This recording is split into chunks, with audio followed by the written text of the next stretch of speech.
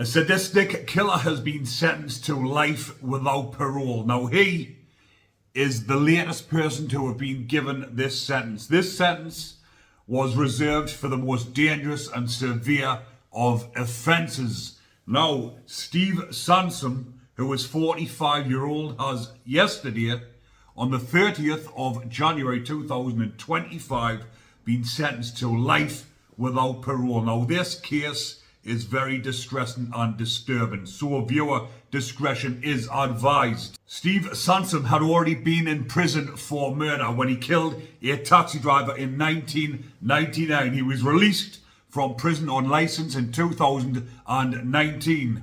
Steve and his partner Gemma Watts were trading sick fantasies between each other, saying what they wanted to do together.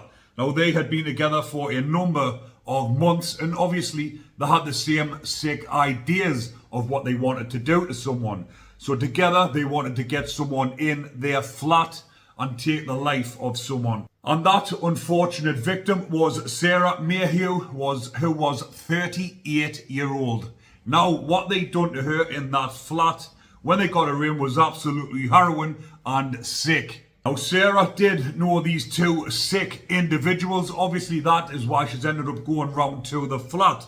But she had met Steve Sansom previously on a dating site, and obviously that's how they become to know each other.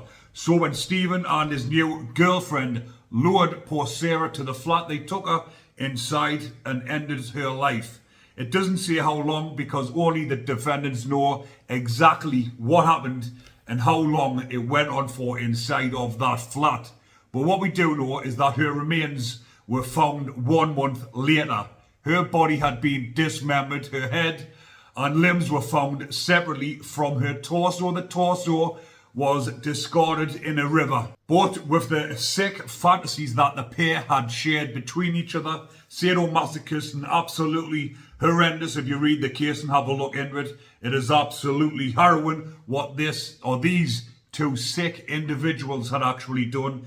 They had loads of fantasies and desires, what they wanted to do, and they've obviously done this before poor Sarah died. It must have been absolutely horrendous for her inside of that flat with these two sick individuals acting out their sick fantasies and torturing the poor lass before they actually dismembered her.